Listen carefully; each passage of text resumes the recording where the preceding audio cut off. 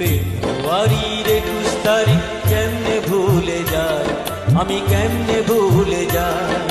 ফেব্রুয়ারির 21 তারিখ কেমনে ভুলে যায়, আমি কেমনে ভুলে যাই। আমি বরকতের